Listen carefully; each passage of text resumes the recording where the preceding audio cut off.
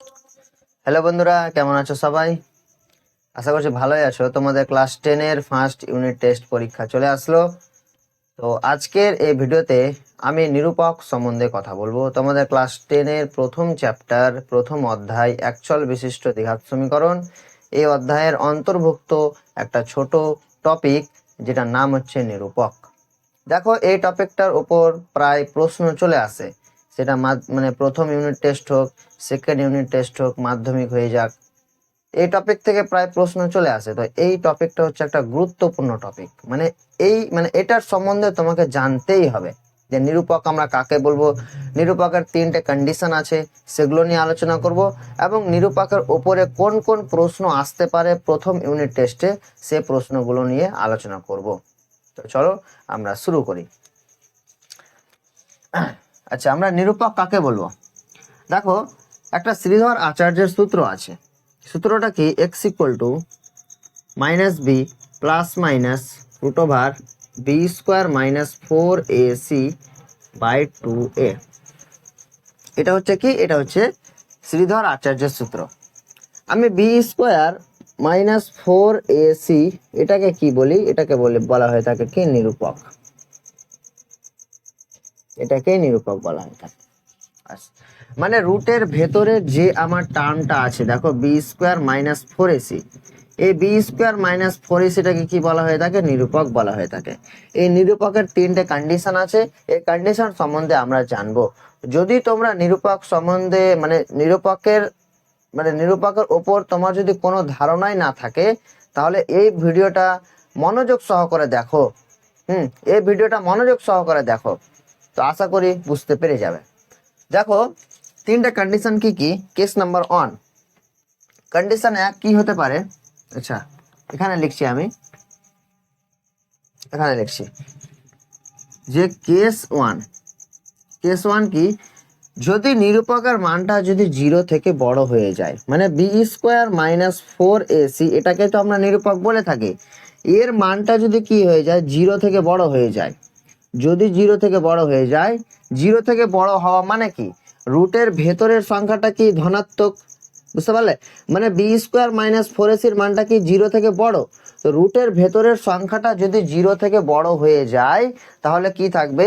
বীজদ্বয় থাকবে কি? বাস্তব কিন্তু অসমান। যদি বি স্কোয়ার মাইনাস 4ac-র মানটা যদি 0 থেকে বড় হয়ে যায়, গ্রেটার দেন যদি 0 হয়ে যায়, তাহলে বীজদ্বয় কি হয়ে যাবে? বীজদ্বয় কি হয়ে যাবে? বাস্তব হয়ে যাবে। বীজদ্বয় বাস্তব হয়ে যাবে, কিন্তু কি হয়ে যাবে? অসমান হয়ে যাবে। কিন্তু অসমান। যেমন কি হতে পারে? যে আমি এখানে কি বললাম? বি স্কোয়ার মাইনাস 4ac-র মানটা 0 থেকে বড়, মানে রুটের ভেতরে সংখ্যাটা 0 থেকে বড়। তো যেমন কি হতে পারে? যেমন হতে পারে কি? রুট ওভার 5 হতে পারে, রুট ওভার 20 হতে পারে, রুট ওভার 4 হতে পারে, রুট ওভার 9 হতে পারে। এগুলো কি? এগুলো হচ্ছে ধনাত্মক সংখ্যা। রুটের ভেতরের সংখ্যাটা কি? ধনাত্মক সংখ্যা। যদি বি স্কোয়ার মাইনাস 4ac-র মানটা যদি 0 থেকে বড় হয়ে যায়, তাহলে বীজদ্বয় কি থাকবে? বীজদ্বয় হয়ে যাবে বাস্তব কিন্তু অসমান। বুঝতে পারলে? এবার কেস নাম্বার 2 কি? একটা হয়ে গেল 0 থেকে বড়, আর একটা কেস নাম্বার 2 কি হতে পারে? কেস নাম্বার 2 হতে পারে? কেস নাম্বার 2 যেটা হতে পারে সেটা হচ্ছে কি? যদি বি স্কোয়ার মাইনাস 4ac এর মানটা যদি 0-র সমান হয়ে যায়, মানে রুটের ভেতরের সংখ্যাটা যদি কি হয়ে যায়? 0 হয়ে যায়। রুটের ভেতরের সংখ্যাটা যদি 0 হয়ে যায়, তো এটা কি হয়ে যাবে? 0 হয়ে গেল। হবে কি হবে না? যদি বি স্কোয়ার মাইনাস 4ac এই নিরূপকের মানটা যদি কি হয়ে যায়? 0 হয়ে যায়, বা 0-র সমান যদি হয়ে যায়, যদি 0-র সমান হয়ে যায়, তাহলে রুটের ভেতরের সংখ্যাটা কি হয়ে যাবে? 0 হয়ে যাবে। তো রুট ওভার 0 মানে কি? 0 হয়ে গেল। তো এই এক্সপ্রেশনটা কি দাঁড়াবে? যে x equal to minus b plus মাইনাসের ওপারে তো কি হয়ে যাবে? শুধু 0 হয়ে যাবে, তো আমি আর লিখলাম না, বাই 2a। এটা পড়ে থাকবে। যদি বি স্কোয়ার মাইনাস 4ac এর মানটা যদি 0-র সমান হয়ে যায়, তাহলে কি হয়ে যাবে? বীজদ্বয় কি হয়ে যাবে? বাস্তব হয়ে যাবে কিন্তু সমান হয়ে যাবে। বীজদ্বয় বাস্তব কিন্তু কি হয়ে যাবে? সমান হয়ে যাবে। কিন্তু কি হয়ে যাবে? বাস্তব হয়ে যাবে কিন্তু সমান হয়ে যাবে। এবার কেস নাম্বার 3 কি হতে পারে? কেস নাম্বার 3 কি হতে পারে? কেস নাম্বার 3 কি হতে পারে? যদি বি স্কোয়ার মাইনাস 4ac এর মানটা যদি 0 থেকে ছোট হয়ে যায়, যদি b square minus four a c এর মানটা যদি জিরো থেকে ছোট হয়ে যায়, যদি জিরো থেকে ছোট হয়ে যায়, তাহলে শর্তটা কি দাঁড়াবে? যদি নিরূপকের মানটা b square minus four a c, এটা তো নিরূপক, যদি নিরূপকের মানটা যদি লেস দ্যান জিরো হয়ে যায়, যদি জিরো থেকে ছোট হয়ে যায়, তাহলে বীজদ্বয় কি হয়ে যাবে? বীজদ্বয় কি হয়ে যাবে? অবাস্তব হয়ে যাবে, মানে এক্স এর কোনো বাস্তব বীজ আমরা পাবো না। বীজদ্বয় কি হয়ে যাবে? অবাস্তব হয়ে যাবে, অবাস্তব হয়ে যাবে। বীজদ্বয় কি হয়ে যাবে? অবাস্তব হয়ে যাবে। মানে রুটের ভেতরের সংখ্যাটা কি? নেগেটিভ, মানে ঋণাত্মক। তো যেমন যেমন কি হতে পারে? যেমন কি হতে পারে? Root over minus one, root over minus two, root over minus five হতে পারে, এগুলো ঋণাত্মক সংখ্যা। বুঝতে পারলে? যদি বি স্কোয়ার মাইনাস ফোর এর মানটা যদি কি হয়ে যায়, জিরো থেকে যদি ছোট হয়ে যায়, তাহলে বীজদ্বয় কি হয়ে যাবে? অবাস্তব হয়ে যাবে। মানে এক্স এর এখানে কোনো বাস্তব বীজ পাবো না, বা এক্স এর কোনো বাস্তব মান পাবো না আমরা। তোমাদের বইয়ে প্রশ্ন আছে, বইয়ের মধ্যে প্রশ্নগুলো ওঠাবো আমি। কোষে দিকে 1.5, কোষে দেখি 1.5। দেখো, একের এক প্রশ্নটা বলছে যে নিচের দ্বিঘাত সমীকরণের বীজদ্বয়ের প্রকৃতি লিখি। বীজদ্বয়ের প্রকৃতি বলছে, আমি তিনটে শর্ত কি পড়লাম? যদি নিরূপকের মানটা জিরো থেকে বড় হয়ে যায়, তাহলে বীজদ্বয় বাস্তব হয়ে যাবে কিন্তু অসমান হয়ে যাবে। যদি জিরোর সমান হয়ে যায়, বীজদ্বয় বাস্তব হবে কিন্তু সমান হয়ে যাবে। যদি নিরূপকের মানটা জিরো থেকে ছোট হয়ে যায়, তাহলে বীজদ্বয় অবাস্তব হয়ে যাবে, মানে এক্স এর কোনো বাস্তব বীজ আমরা পাবো না। তোমাকে এই তিনটা কথা তোমাকে অবশ্যই মনে রাখতে হবে। তো নিচের দ্বিঘাত সমীকরণের বীজদ্বয় প্রকৃতি আমাকে জিজ্ঞাসা করছে। দেখো, একের এক নম্বর প্রশ্নটা, এগুলো ভেরি ভেরি ইম্পর্টেন্ট। দেখো, এই প্রশ্নগুলো তোমাকে দিয়ে দিতে পারে পরীক্ষাতে, তো তোমাকে অবশ্যই এগুলো করে যেতে হবে, অবশ্যই তোমাকে এগুলো করে যেতে হবে। দেখো, 2x square plus 7x plus 3 equal to 0, এই অঙ্কটা আমরা কিভাবে করব? এখানে তোমাকে জিজ্ঞাসা করছে যে দ্বিঘাত সমীকরণে বীজদ্বয়ের প্রকৃতি জিজ্ঞাসা করছে, বীজদ্বয়ের প্রকৃতি জিজ্ঞাসা করছে, মানে এই বীজদ্বয়টা কি পাবো? বাস্তব পাবো, অবাস্তব পাবো, না কোনো মানই পাবো না? হ্যাঁ, এটা আমাকে জিজ্ঞাসা করছে। তো এখানে কি কি আমাকে করতে হবে? এখানে আমাকে নিরূপকের মানটা বার করতে হবে। নিরূপক, নিরূপক নিরূপকের মানটা দেখবো যে জিরো থেকে বড় আসছে, না জিরোর সমান আসছে, না জিরো থেকে ছোট আসছে। তারপর তো আমি বলতে পারবো যে হ্যাঁ, বীজদ্বয়ের প্রকৃতিটা কি আসবে। নিরূপকটা আমি চেক করি। নিরূপক সমান কি? B square minus four a c. মানগুলো পুট করো। বি, বি মানে কি? এখানে এক্স এর সহগ কত? 7, 7 এর স্কোয়ার হয়ে যাচ্ছে 7 এর স্কোয়ার মাইনাস 4 ইন্টু এ বলতে হচ্ছে এক্স স্কোয়ার সহগ মানে 2, সি মানে হচ্ছে এখানে এই সমীকরণটি ধ্রুবক পদ মানে হচ্ছে 3। তো 7 এর স্কোয়ার মানে হয়ে যাচ্ছে 49 মাইনাস 4 2 8 3 8 24, 24। 9 থেকে 4 বাদ দিলে হয়ে যাবে 5, 4 থেকে 2 বাদ দিলে হয়ে যাবে 2। তো নিরূপকের মানটা কি আসলো? 25 চলে আসলো, মানে বি স্কোয়ার মাইনাস ফোর এর মানটা কত আসলো? 25 চলে আসলো। মানে এটা কি? এটা অবশ্যই গ্রেটার দ্যান জিরো, মানে জিরো থেকে বড়। হ্যাঁ, মানে বি স্কোয়ার মাইনাস ফোর এর মানটা কি? জিরো থেকে বড় হয়ে গেল। তো আমি এখানে বীজের প্রকৃতিটা আমি কি বলতে পারবো? যে বীজের প্রকৃতিটা কি হয়ে যাবে? যে বীজদ্বয় কি হয়ে যাবে? বাস্তব হয়ে যাবে কিন্তু অসমান হয়ে যাবে। এখানে আমি কি লিখতে পারি? যে অতএব দিয়ে, অতএব বীজদ্বয় প্রকৃতি কি লিখতে পারি? বীজদ্বয় বাস্তব কিন্তু অসমান। দেখো, এই টাইপের যদি প্রশ্ন পরীক্ষাতে চলে আসে, এই টাইপের প্রশ্ন যদি পরীক্ষাতে চলে আসে, তো তোমাকে প্রথমে যেটা মানে করতে হবে, যেটা তোমাকে প্রথমের কাজ, সেটা হচ্ছে নিরূপকটা বার করতে হবে। নিরূপকটা বার করবে, জিরো আসছে না জিরো থেকে বড় আসছে, না জিরো থেকে ছোট আসছে, এটা তোমাকে চেক করতে হবে। চেক না করলে তো অ্যান্সার বেরোবে না। এই টাইপের প্রশ্ন যদি পরীক্ষাতে চলে আসে, তোমাকে মানে সর্বপ্রথম যেটা তোমার কাজ, সেটা হচ্ছে নিরূপকের মানটা বার করতে হবে, ব্যাস। দেখো, 2 নম্বর প্রশ্নটা সেম আছে, আমি 2 নম্বর প্রশ্নটা একটু করিয়ে দিচ্ছি। 2 নম্বর প্রশ্ন বলছে 3x square minus 2 root over 6 into x plus 2 equal to 0, দেখো এটা বার করো তো।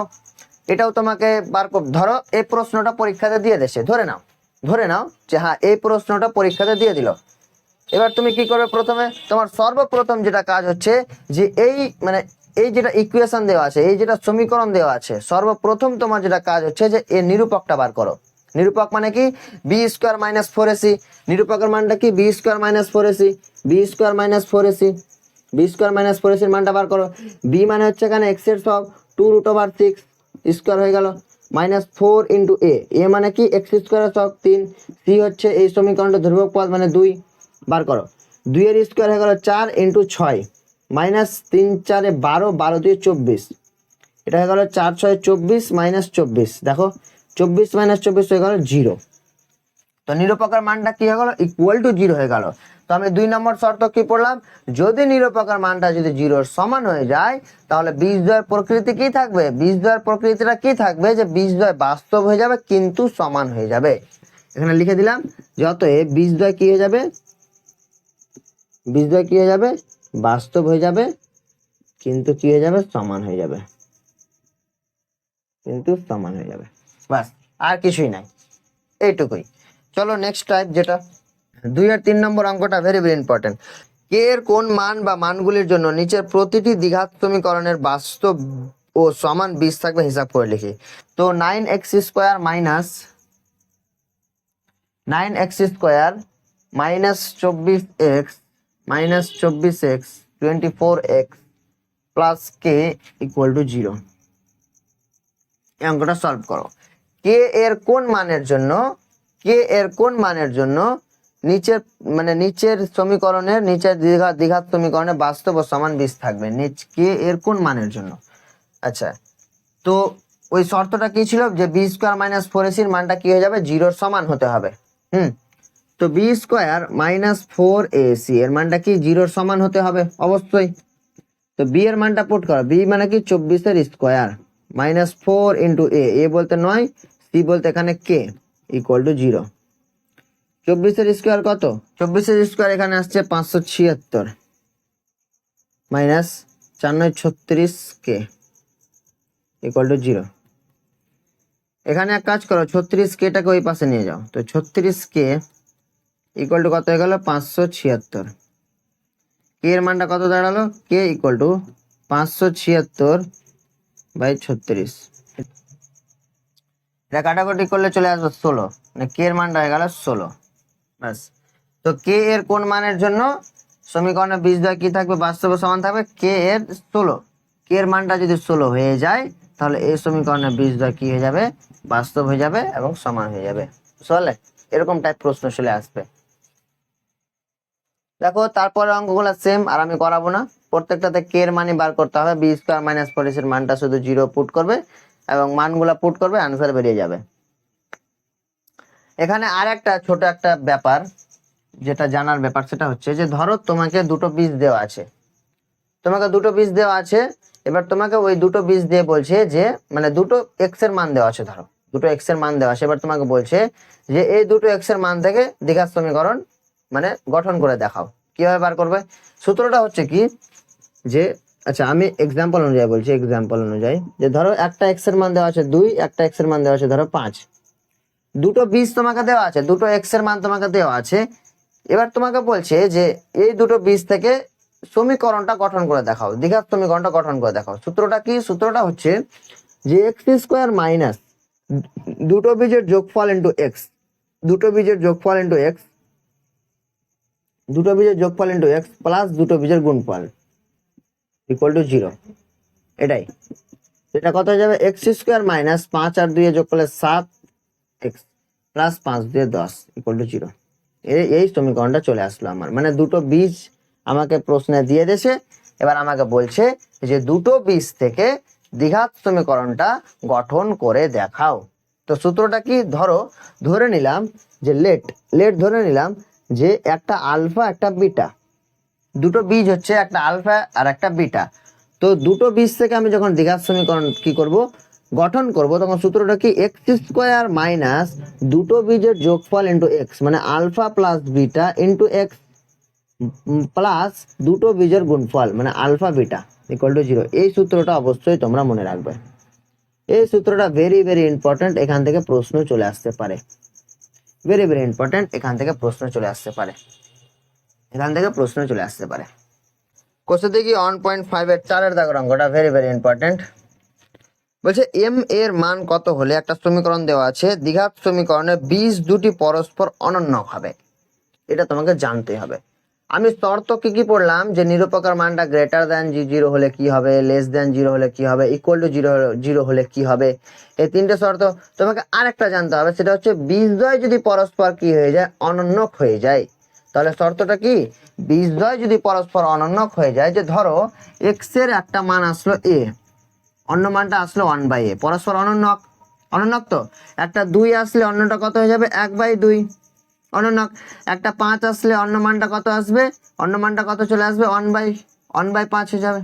হ্যাঁ, এটাই তো অনন্যক। তো এক্স এর একটা মান যদি এ আসে, অন্য মানটা যদি এর অনন্যক হয়, মানে উল্টো হয়ে যায় 1/a, তাহলে এর শর্তটা কি হয়ে যাবে, এর শর্তটা জেনে রাখো, এটা ভেরি ভেরি ইম্পর্টেন্ট, শর্তটা জেনে রাখো। যদি অঙ্ক চলে আসে, যদি অঙ্ক চলে আসে তো ছেড়ে আসবে না, করে আসবে। শর্তটা কি, শর্তটা হচ্ছে যে যদি দুটি বীজ যদি পরস্পর অনন্যক হয়ে যায়, তাহলে শর্তটা হচ্ছে কি, সি ইকুয়াল টু এ। এটা অবশ্যই মনে রাখবে, সি ইকুয়াল টু এ, এটা অবশ্যই তোমরা মনে রাখবে। তাহলে এই অঙ্কটা করি। এম এর মান কত হলে এই সমীকরণটা, দ্বিঘাত সমীকরণে বীজ দুটি পরস্পর অনন্যক হবে। তাহলে সমীকরণটা একটু টুকি, সমীকরণটা টুকি। বলছে 4x² plus 4 into 3m minus 1 into x plus m plus 7 equal to 0।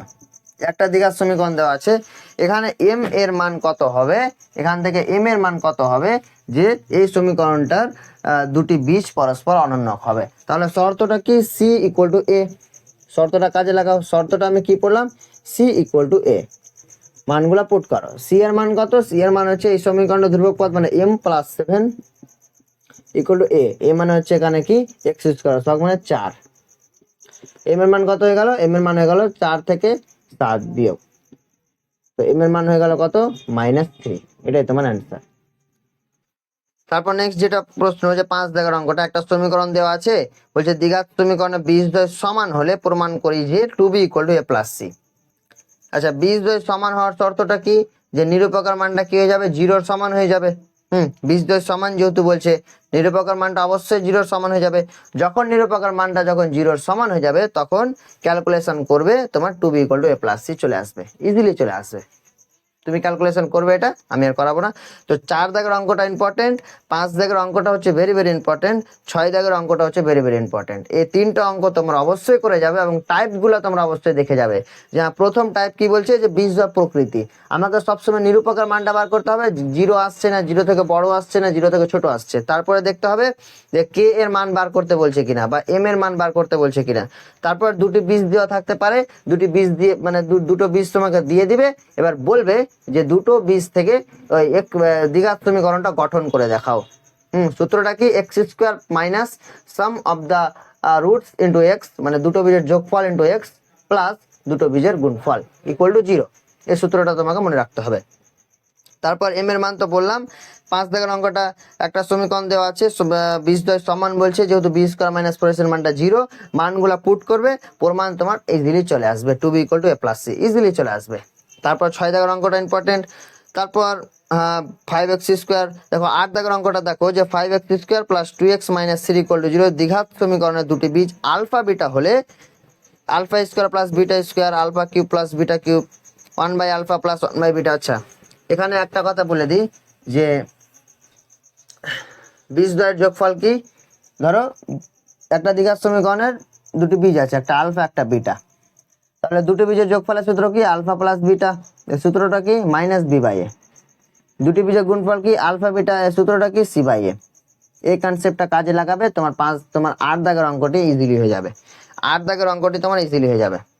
তোমাকে α² প্লাস β² বলছে, তো a² প্লাস b² এর ফর্মুলা পুট করবে, ফর্মুলা পুট করার পর দেখতে পাবে যে আলফা প্লাস বিটা আসছে, আলফা ইন্টু বিটা আসছে, মানগুলো পুট করবে, ইজিলি অ্যান্সার চলে আসবে। বুঝতে পারলে? 8 দাগের অঙ্কগুলো তোমরা করবে, মানে এই অঙ্কগুলো তোমরা অবশ্যই করে যাবে, আমি যেগুলো আজকের ক্লাসে বললাম। তো দেখা হবে এর পরের ভিডিওতে। সবাই ভালো থেকো, সুস্থ থেকো এবং ভালোভাবে পড়াশোনা করো। Thank you.